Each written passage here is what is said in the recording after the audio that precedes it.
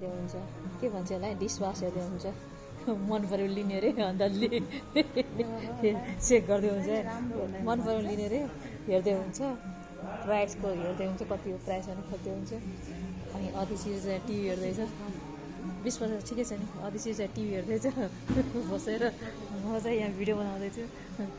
बाटो भेटिनुमा सब चेक गरेर चाहिँ कस्तो के छ मेरो हामी आज बाटो घुम्न आएको